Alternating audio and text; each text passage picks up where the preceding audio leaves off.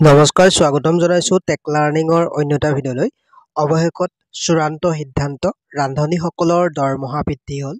২০০০ টকালৈকে তেওঁলোকৰ দৰমহা বৃদ্ধি কৰিলে অসমৰ মুখ্যমন্ত্ৰী ডাঙৰীয়াই। কালি সন্ধিয়া অৰ্থাৎ ২২ তাৰিখে সন্ধিয়া সংবাদমেলৰ জৰিয়তে তেখেতে ঘোষণা কৰিলে যে ৰান্ধনীসকলৰ যি দৰমহা, আগৰ দৰমহা আছিল ১৫০০ টকা, তো বৰ্তমান তেওঁলোকৰ যি দৰমহা হয়, দৰমহা ২০০০ টকা কৰিলে। লগতে তেওঁলোকে মেডিকেল ইঞ্চুৰেঞ্চো পাব বুলি ব্যক্ত কৰিছে ৰণোজ পেগু ডাঙৰীয়াই। তো তেওঁলোকৰ বাবে ভাল খবৰ। ইমান দিনে যি প্ৰতিবাদ সাব্যস্ত কৰি আহিছিল ৰাস্তাই ঘাটে বা বিভিন্ন ঠাইত তেওঁলোকে প্ৰতিবাদ কৰিছিল যে তেওঁলোকৰ যি দৰমহা হয়, দৰমহা বৃদ্ধি কৰিব লাগে।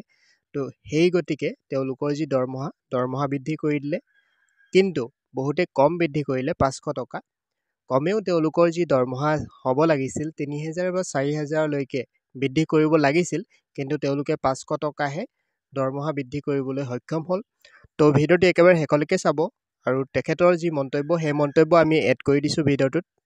দিনৰ পৰা এছাম অংগনবাদী কৰ্মী মধ্যাহ্ন ভোজনৰ ৰান্ধনীয়ে কাৰোবাৰ যি ধৰণে নহয় কিয় পৰোচনাত পৰি কৈ থাকে যে অক্ষয় পাত্ৰ আহিব, আমাৰ চাকৰি যাব। আমি সকলোকে বাৰে বাৰে কৈ আছিলোঁ যে বিশেষকৈ কিছুমান বাওঁপন্থী ৰাজনৈতিক আদৰ্শৰ লোক এই ৰান্ধনীসকলৰ মাজত সোমাই যায় আৰু আন্দোলন কৰিবৰ কাৰণে বাইদেউসকলক লৈ আহে।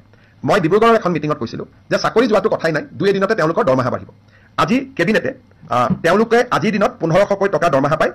১ অক্টোবৰৰ পৰা তেওঁলোকৰ দৰমহা আমি ২০০০ টকালৈকে বৃদ্ধি কৰিছোঁ। অৰ্থাৎ ৰাজ্য চৰকাৰে ৫০০ টকা আগতে দি আছিল, কেন্দ্ৰই ১০০০ দি আছিল, এতিয়া কেন্দ্ৰই ১০০০ দিব, ৰাজ্যই ১০০০ দিব, টোটেল ২০০০ টকা এগৰাকী মধ্যাহ্ন ভোজনৰ বাইদেৱে ৰান্ধনীয়ে লাভ কৰিব। আৰু এই আঁচনিটো ৰূপায়ণ কৰিবলৈ যাওঁতে ৰাজ্য চৰকাৰে ১০৮ কোটি টকা খৰচ কৰিব লাগিব।